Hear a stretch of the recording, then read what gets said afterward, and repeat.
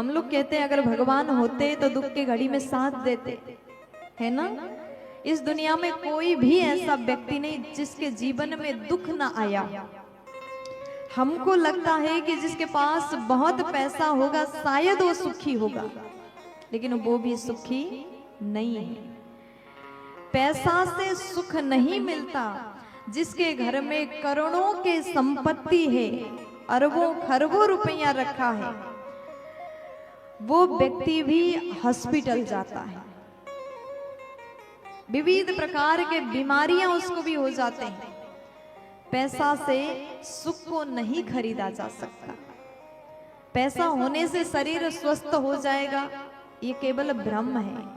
उपचार कर सकते हैं, ट्रीटमेंट ले सकते हैं, लेकिन शरीर में विविध प्रकार के बीमारियां अमीरों को भी हो जाता है।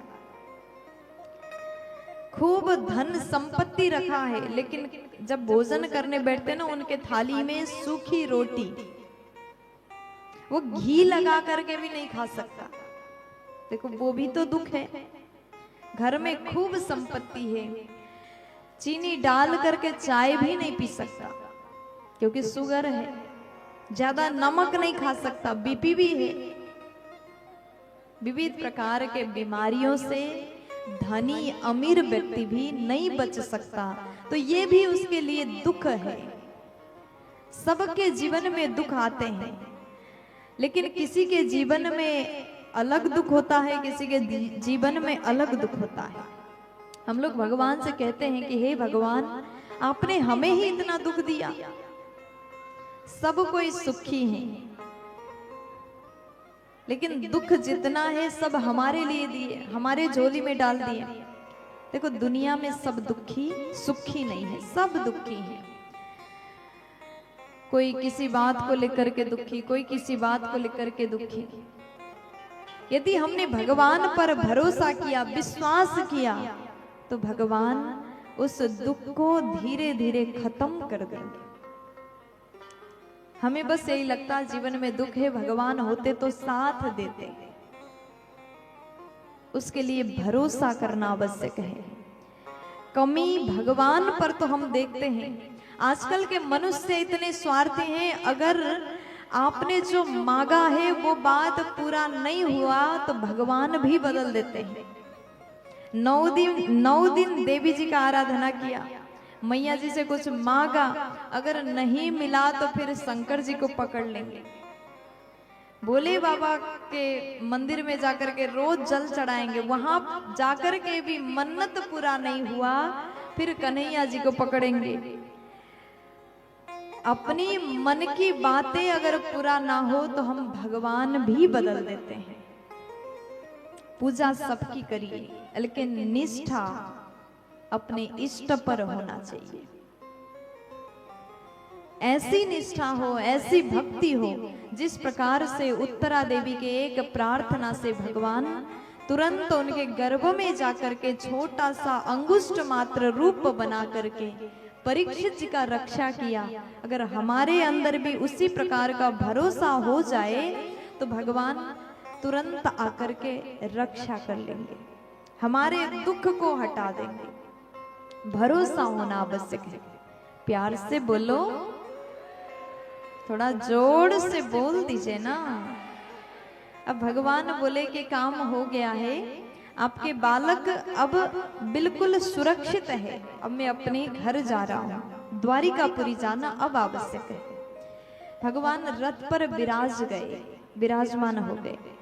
अब जैसे भगवान आगे बढ़ने वाले हैं, तुरंत कुंती मैया दौड़ करके आई, भगवान के चरण में गिर करके प्रणाम किया, चरण को पकड़ लिया और भगवान बोले, माँ आप ये क्या कर रही हैं?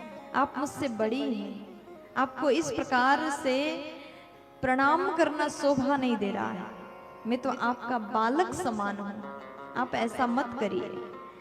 लेकिन भगवान ने जैसे मैया कुंती को कहा, कुंती मैया कहती, प्रभु अभी तक हम आपको अपने बच्चा की तरह मानते रहे और आपने भी माँ के समान हमें प्रेम सम्मान दिया, लेकिन आज मैं बोलूंगी और आपको चुप रहना होगा।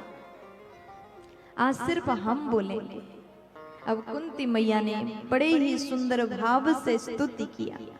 मैया कुंती कहती, प्रभु आप भगवान हैं, हमने भले ही आपको अपने बालक के समान माना, लेकिन आप साधारण मनुष्य नहीं, आप तो भगवान हैं। इसलिए मैं आज जो स्तुति करूंगी वो आपको सुनना होगा। कृष्णाय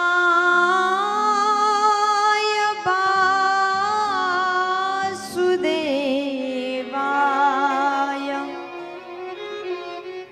देवकी नंदनाय च नंदगोपकुमाराय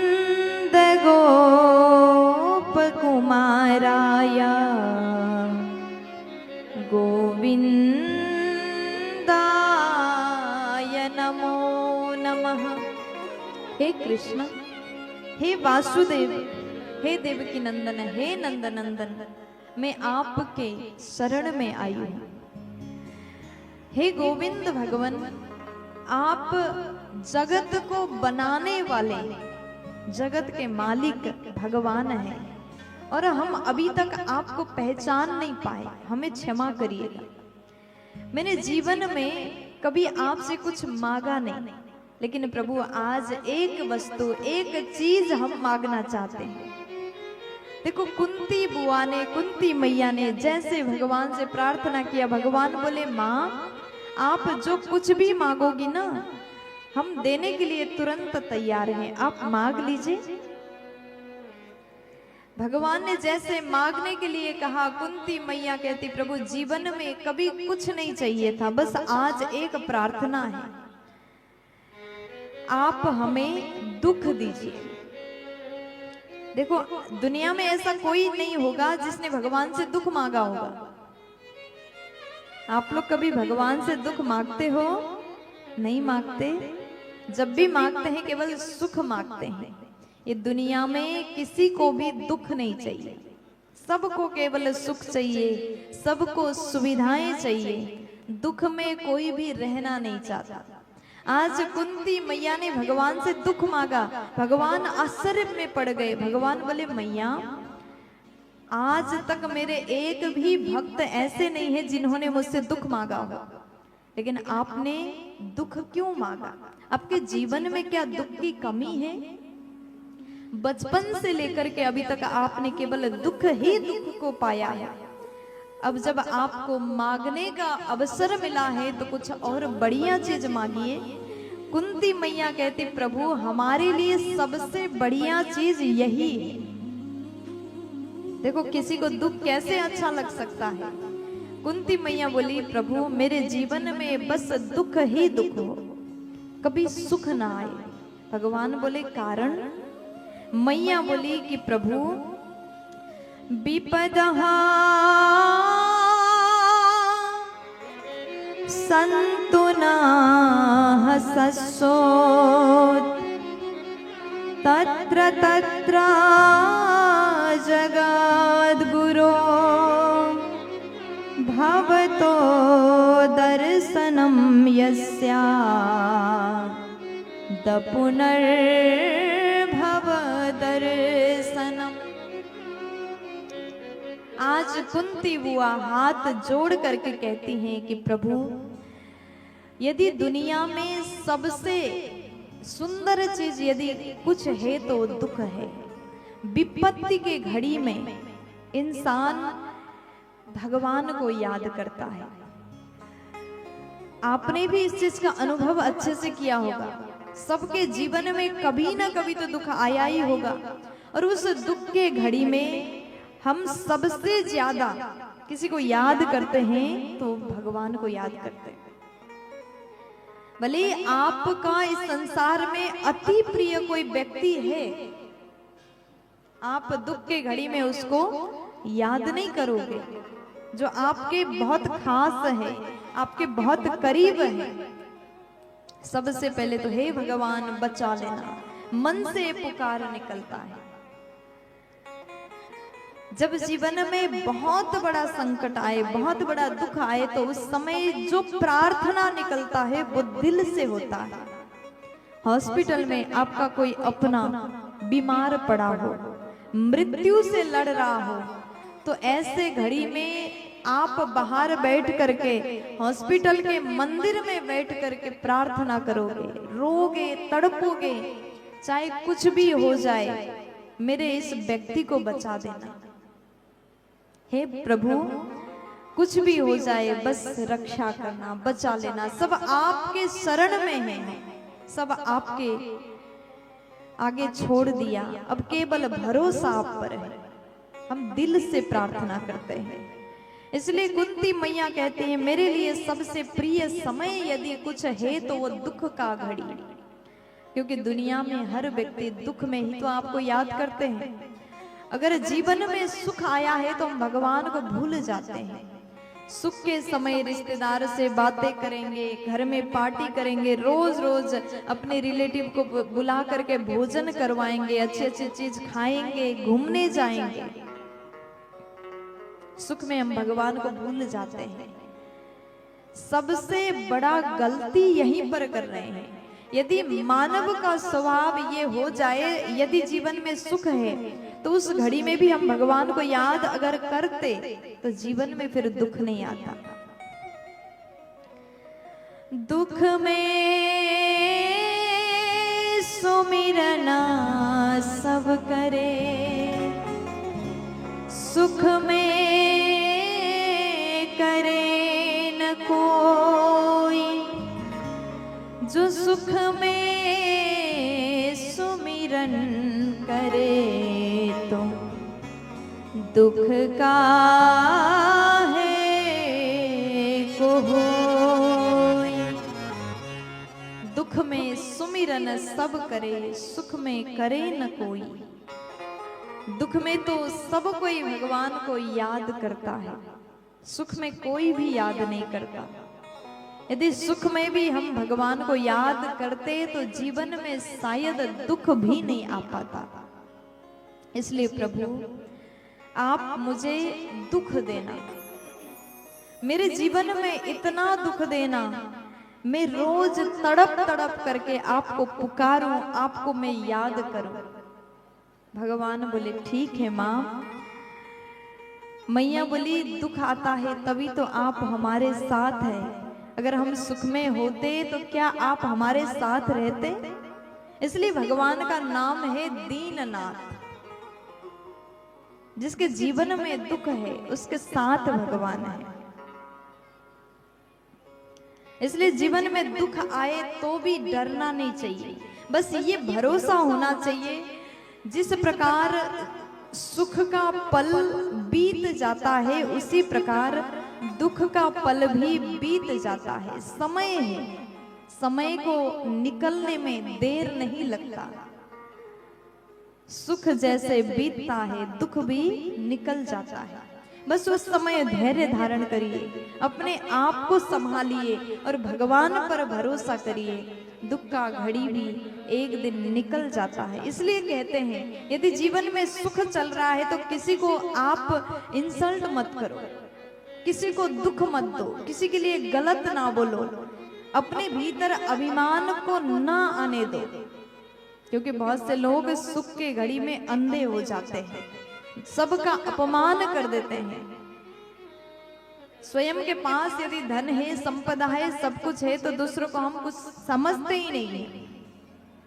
इसलिए सुख के घड़ी में भी ज्यादा अभिमानी नहीं होना चाहिए। जैसे दिन के बाद रात आ जाता है, रात के पश्चात दिन आ जाता है, उसी प्रकार जीवन है, जीवन में सुख है, उसके बाद दुख भी अवश्य आता है। दुख के घड़ी में धैर्य धारण करना और सुख के घड़ी में भी ज्यादा उड़ना नहीं चाहिए, अभिमान नहीं करना चाहिए। प्यार से बोलो राधे राधे। थोड़ा जोर से बोल दो ना जी, इधर वाले बोल दो ना, फुल एनर्जी में बोलो ना प्यारे। और भगवान श्री कृष्ण जी ने मैया को वरदान दिया। उसके बाद भगवान बोले माँ अब हम बहुत समय बीत गया, अब द्वारिकापुरी जाना आवश्यक है, मुझे जाने की अनुमति दीजिए। कुंती मैया ने जैसे भगवान से जाने की अनुमति दीजिए ये बात सुन लिया, कुंती मैया बोली कि प्रभु आप अभी मत जाइए, 2-4 दिन और रुक जाइए, क्योंकि आपके जाने के बाद हम कैसे रहेंगे, इसलिए प्रभु कृपा करके रुक जाइए कुछ दिन और। भगवान बोले ठीक है, जब आप इतना मुझे जिद कर रहे हैं तो रुकना पड़ता है। भगवान बोले ठीक है, रुक लेता हूं। अब उसके बाद एक दिन भगवान ने युधिष्ठिर जी को देखा तो उनका चेहरा अत्यंत उदास था, अत्यंत दुखी थे। भगवान ने पूछा भैया आप इतने उदास क्यों हो, आपको क्या हो गया? सब कुछ तो सही चल रहा है, लेकिन फिर भी आप इतने दुखी क्यों लग रहे हो? युधिष्ठिर जी ने कहा कि कृष्ण कन्हैया जी, हमने कुछ दिन पहले महाभारत का युद्ध किया और उस युद्ध में कितने लोग मारे गए, असंख्य लोगों का मृत्यु हुआ, और मुझे लगता है इसमें दोष हमारा है। कई लोग मारे गए, जितने वीर का प्राण त्याग हुआ, हमारे शस्त्र अस्त्र द्वारा वध हुआ, उनकी पत्नियों का सुहाग उजड़ गया, इसलिए मुझे लगता है कि इसमें गलती हमारी है। भगवान बोले देखो भैया आप ऐसा मत सोचे, क्योंकि आप एक क्षत्रिय हैं और क्षत्रिय का कर्म है युद्ध करना। आपने अपने कर्म का पालन किया, आपने अपना कर्म किया और यही आपका धर्म है। युधिष्ठिर जी कहते हैं कि देखिए फिर भी मेरा मन बहुत विचलित है, बहुत दुखी हूँ। भगवान ने बार बार समझाया, लेकिन फिर भी युधिष्ठिर जी को बात समझ में नहीं आई। कभी कभी क्या होता है, यदि अपने से छोटा व्यक्ति उपदेश दे रहा हो तो हमें बात समझ में नहीं आती। आपके घर में आपके बच्चे कुछ अच्छी बात अगर आपको सिखा दे तो आप उसे इग्नोर करते हो, है ना? ये छोटा बच्चा है, इसे क्या ही पता होगा, जबकि वो बच्चा बहुत अच्छी बात कर रहा है, लेकिन उस बात को आप लोग इग्नोर करते हो, इसे कुछ ज्ञान नहीं, ऐसे बोल रहा होगा।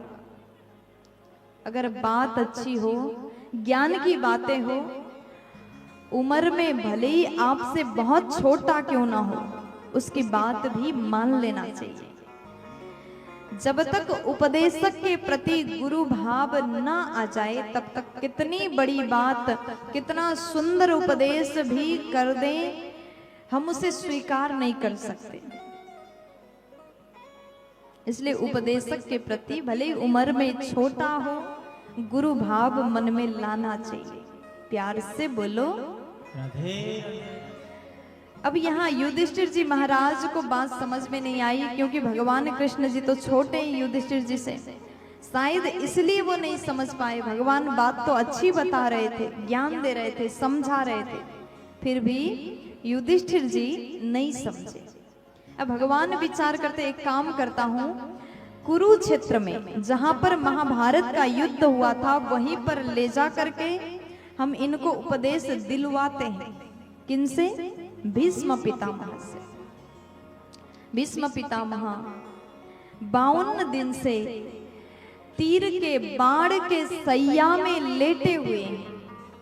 आज महाभारत का युद्ध का 52 दिन हो गया।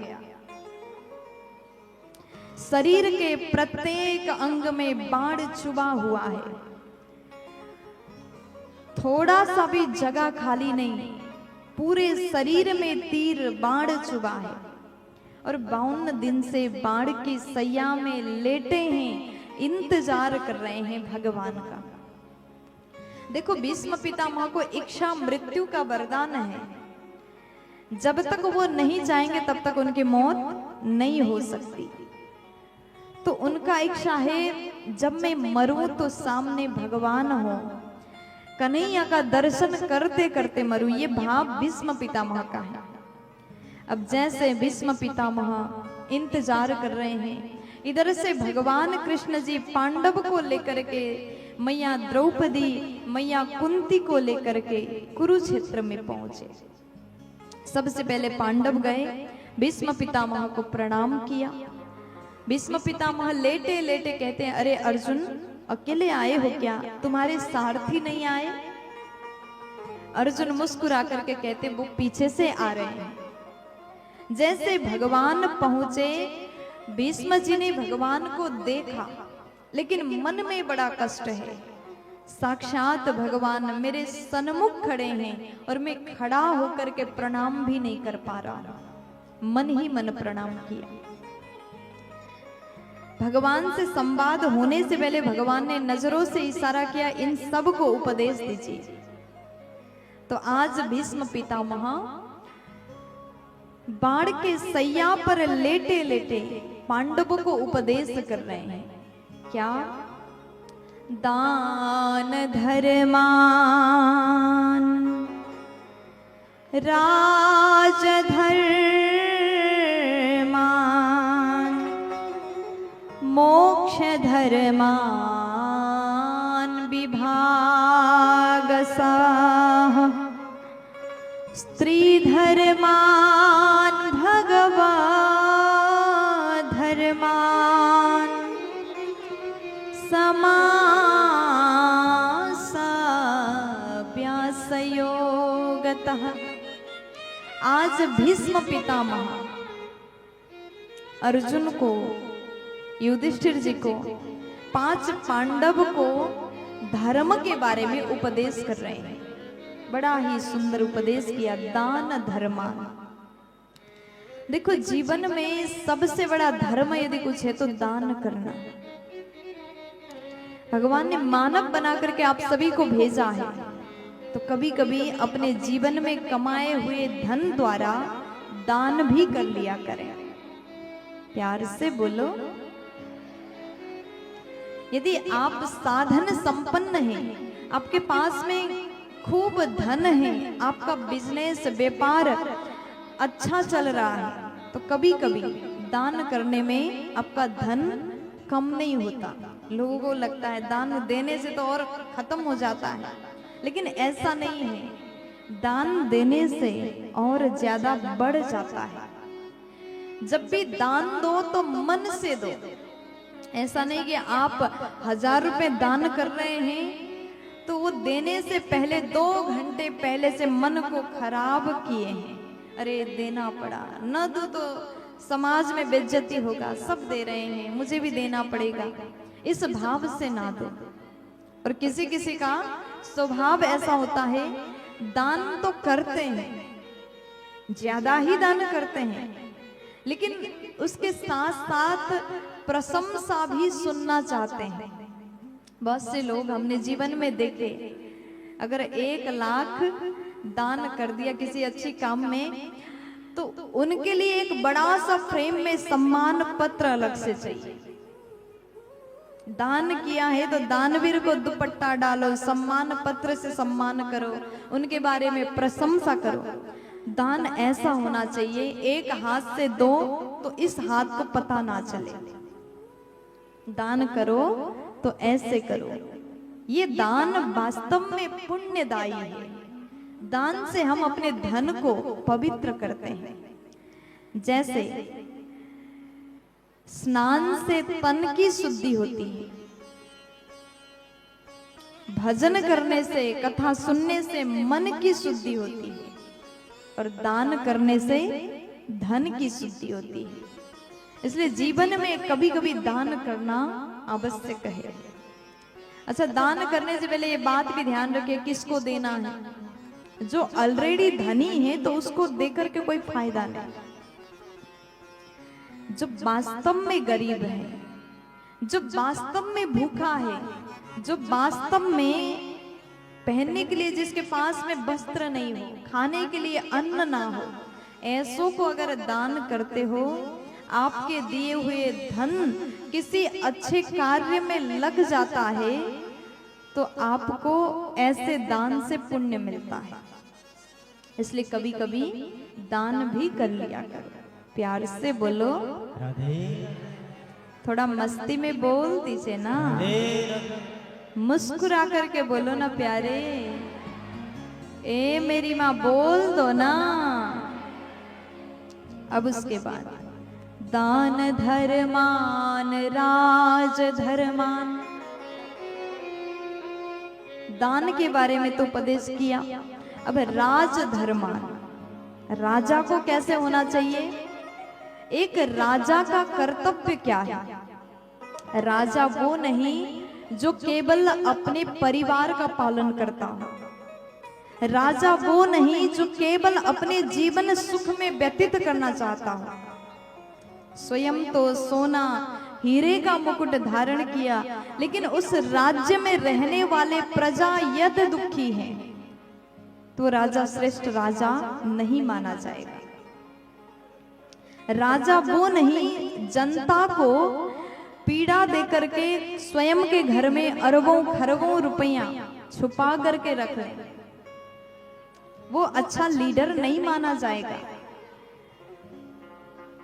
उसे तो देशद्रोही माना जाएगा। राजधर्म यही है जो सबसे पहले स्वयं के सुख स्वयं के सुविधा से पहले अपने प्रजा को सुविधा प्रदान करे, स्वयं दुख में रह करके भी अपने जनता को सुख में रख सके, वही असली राजा है। राजधर्मान, राजा के धर्म के बारे में बताया। मोक्ष धर्मान विभाग सह, मोक्ष धर्म के बारे में उपदेश किया। स्त्री धर्मान भगवत धर्मान, नारी के धर्म के बारे में उपदेश किया। एक नारी को कैसा होना चाहिए, नारी का धर्म क्या है, एक स्त्री को एक नारी को कैसे रहना चाहिए। देखो ऐसी नारी को दुनिया पूजती है जो सम्मान से मर्यादा में रहे। कई बार लोग कहते हैं कोई भी मुझे सम्मान नहीं करता। बहुत से लोग, बहुत सी नारियां कहती हैं मुझे घर में भी सम्मान नहीं मिल रहा है, सब मुझे चिल्लाते रहते हैं। सम्मान हर कोई ऐसे ही आपको सम्मान नहीं देता। आप चाहते हैं सब मेरा सम्मान करे, उसके लिए खुद का सम्मान बनाना पड़ता है। यदि आप अपने घर में 24 घंटे मुंह चलाते हैं, बर्तन धो रहे हैं और मन ही मन, किसी किसी का आदत हो ना, होता है ना, यदि ज्यादा काम करना पड़ जाए तो बर्तन भी पटक रहे हैं, बजा रहे हैं, माज भी रहे हैं, और धीरे धीरे कोई सुन भी ना ले और थोड़ी थोड़ी आवाज में सुना भी रहे हैं। क्रोध में गाली देने का स्वभाव होता है, जो हर काम करने से पहले चिल्लाता हो, नाराज होता हो, क्रोधित होता हो, ऐसे स्त्री को फिर घर में सम्मान नहीं मिलता। लोग कहते अरे ये तो ऐसे ही चिल्लाती रहती, सम्मान नहीं मिलता। इसलिए खुद का सम्मान चाहते हैं तो अपने आप को सुंदर रूप से चलाएं। वजनदारी खुद को बनाना पड़ता है। ज्यादा बातें मत करो। ये कुछ बातें हैं मैं आपको बता दूं, यदि आप स्वयं का सम्मान चाहते हैं तो क्या करना है, ज्यादा बातें मत करो, लोगों के सामने बहुत ज्यादा मत बैठो, ज्यादा मत हंसो, और फालतू में जिस बात का कोई मतलब ही नहीं है ऐसी बातें ना बोलो। कम बोलो, लिमिटेड बोलो, और जो सही है बस उतना बोलो, तब सब आपका सम्मान करेंगे। प्यार से बोलो, नारी को मर्यादा में रहना चाहिए। नारी के धर्म के बारे में बताया, कितना हंसना है, कितना बोलना है, कहां कितने देर तक बैठना है, ये स्वयं को नियम बनाना पड़ता है, तब जाकर के दुनिया आपको सम्मान देंगे। द्रौपदी मैया ने जैसे सुन लिया भीष्म पितामह के मुख से ऐसी बातें, तो देवी हंस पड़ी। भीष्म पितामह ने कहा कि देवी आपका हंसने का कारण क्या है?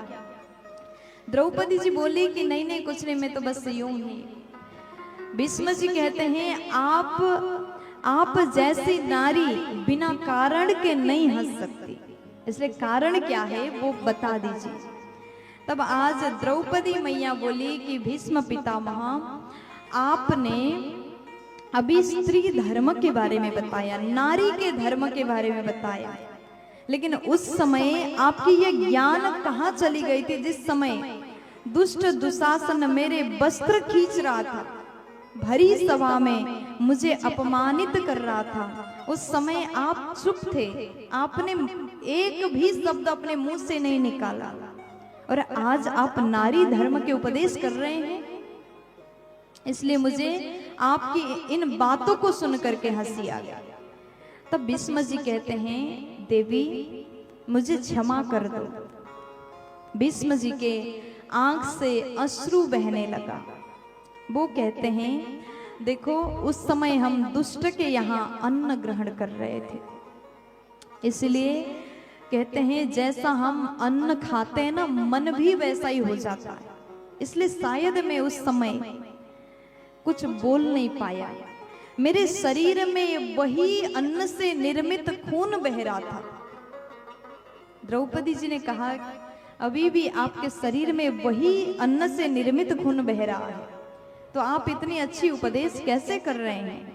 तब भीष्म पितामह कहते हैं देवी इस समय मेरे शरीर में रक्त के एक बूंद भी शेष नहीं, 52 दिन से इस बाण के सैया पर हूं, शरीर से समस्त रक्त बह चुका है, एक बूंद भी शेष नहीं, इसलिए मेरा मन भी पवित्र हो गया, शुद्ध हो गया, इसलिए मैं आप लोगों को उपदेश कर पा रहा हूं। इसलिए कहते हैं दुष्ट के घर में कभी भोजन ना करें, जैसा खावे अन्न वैसा ही होवे मन। यदि कोई व्यक्ति चोरी करके घर में धन लाता है, दूसरों को कष्ट दे करके घर में धन लाता है, जो व्यक्ति ब्याज का पैसा घर में लाता है, तो ऐसे व्यक्ति के घर में भोजन नहीं करना चाहिए, क्योंकि ऐसों के घर के अन्न पवित्र नहीं माना जाएगा। प्यार से बोलो। अब उसके बाद भगवत धर्मान समासव्यासयोगतः धर्म के बारे में उपदेश किया, भगवत धर्म के बारे में बताया। भीष्म जी के पास में बहुत ज्यादा समय नहीं है, इसलिए कुछ बात विस्तार में बताया और कुछ बात संक्षिप्त में बताया। पांडव को उपदेश करने के पश्चात भीष्म पितामह अब भगवान की ओर दृष्टि करते हैं, भगवान को देख रहे हैं, और मन में ये विचार आया कि प्रभु आप मेरे सामने हैं और मैं खड़े होकर के आपको प्रणाम नहीं कर पा रहा हूं। मन ही मन प्रणाम किया और भगवान से कहा कि प्रभु बस जब तक मेरे शरीर से प्राण निकल न जाए तब तक आप ऐसे ही खड़े रहिए और यूं ही मुस्कुराते रहें और मुझे देखते रहिएगा। और प्रभु आज मैं आपको अपनी कन्या का दान करना चाहता हूं। भगवान बोले कन्यादान? भीष्म जी आप तो ब्रह्मचारी हैं, आपने विवाह नहीं किया, तो कौन सी कन्या की बात कर रहे हैं? तब भीष्म पितामह कहते हैं मैं अपनी बुद्धि रूपी कन्या का दान करना चाहता हूं, आप स्वीकार करिए। अब उसके बाद भीष्म पितामह कहते हैं कि मेरी बुद्धि रूपी कन्या को आप स्वीकार करें। भगवान बोले बुद्धि में तो विकार होता है, बुद्धि में ही तृष्णा रहता है, इसलिए मैं इसको स्वीकार नहीं कर सकता। भीष्म जी बोले प्रभु मैं मति वितृष्णा, मेरी बुद्धि मेरी मति अब तृष्णा रहित है, इसलिए प्रभु आप इसे स्वीकार करिए। जब तक प्राण ना निकल जाए तब तक आप मुस्कुराते रहिए। भगवान सोचे इनके पास तो इच्छा मृत्यु का वरदान है, क्या पता कब तक प्राण नहीं निकले। और मैं तब तक यहाँ ऐसे ही मुस्कुराते हुए खड़ा रहना पड़ेगा। भगवान बोले ठीक है, भक्त का इच्छा है तो पूरा करना भगवान का धर्म है। अब भगवान खड़े हैं, मुस्कुरा रहे हैं। भीष्म पितामह निरंतर भगवान को निहार रहे हैं और बड़े भाव से प्रार्थना कर रहे हैं। इतना तो करना स्वामी, जब प्राण तन से निकले, गोविंद नाम लेकर, तब प्राण तन से निकले। इतना तो करना स्वामी, जब प्राण तन से निकले, गोविंद नाम लेकर, जब प्राण तन से निकले। इतना तो करना स्वामी, जब प्राण तन से निकले। इतना तो करना स्वामी, जब प्राण तन से निकले।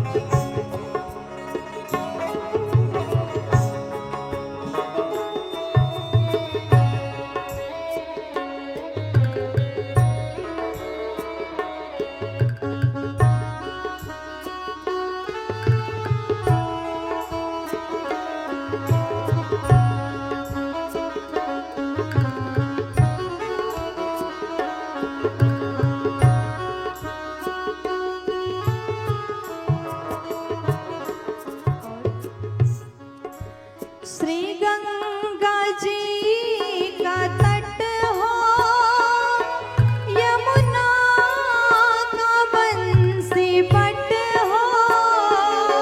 श्री गंगा जी का तट हो, यमुना का बंस बट हो।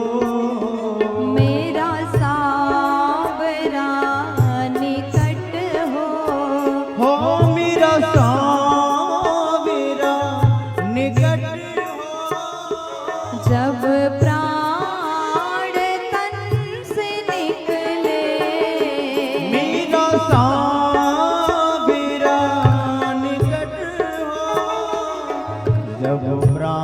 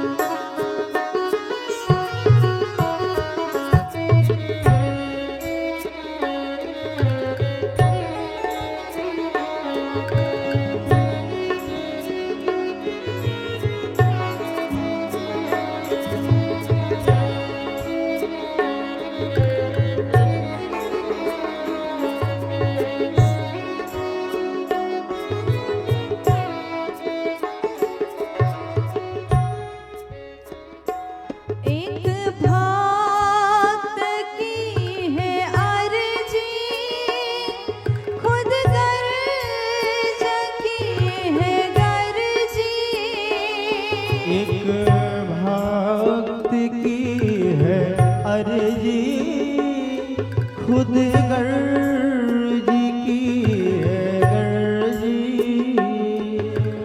आगे तुम्हारी मर्जी, आगे तुम्हारी मर्जी। जब प्राण तन से निकले, आगे तुम्हारी मर्जी। जब प्राण तन से निकले, इतना तो करना स्वामी। जय हो।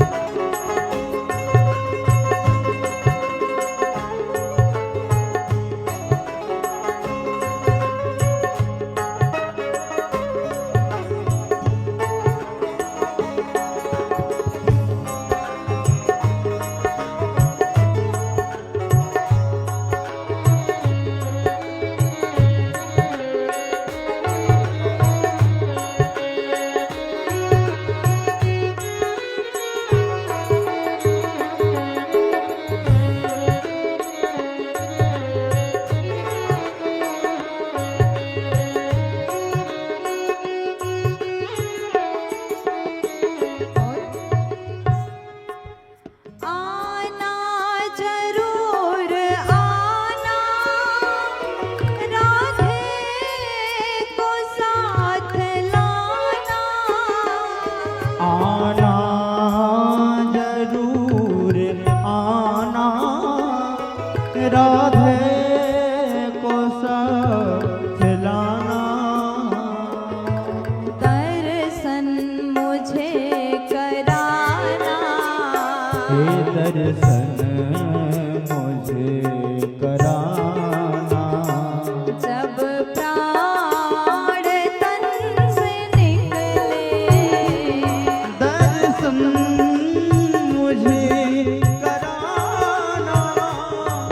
जब प्राण तन से निकले, इतना तो करना स्वामी। देखो।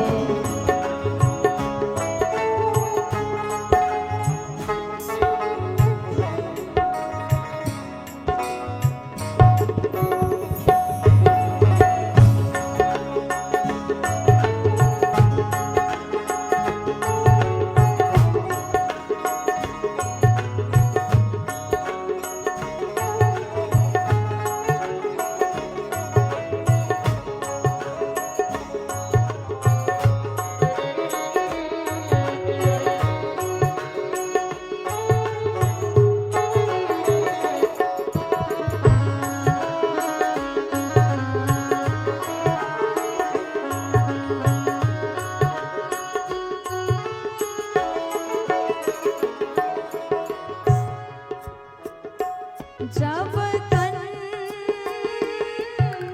आवे, कोई रोग ना सतावे। जब कंठ प्राण आवे, कोई रोग ना सतावे। यम दर्शन दिखावे, वो यम दर्शन दिखावे। जब प्राण तन से निकले, यम दर्शन दिखावे। जब प्राण तन से निकले, इतना तो करना स्वामी।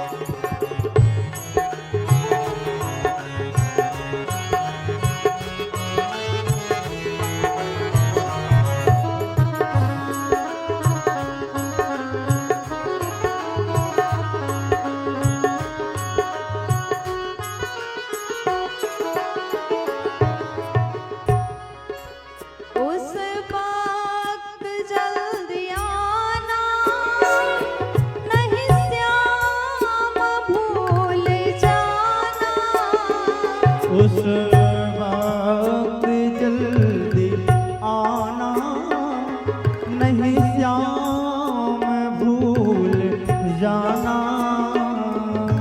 मुरली मधुर बजाना, मुरली मधुर बजाना, जब प्राण तन से निकले।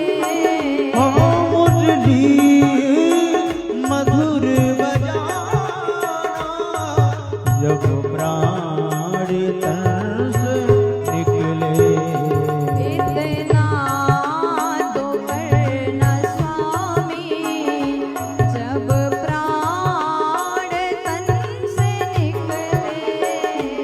इतना तो करना स्वामी, जब प्राण तन से निकले।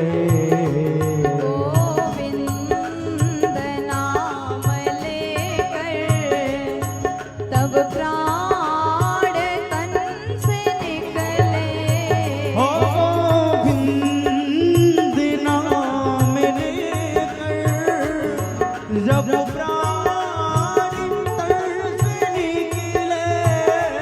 इतना तो करना स्वामी, जब प्राण तन से निकले।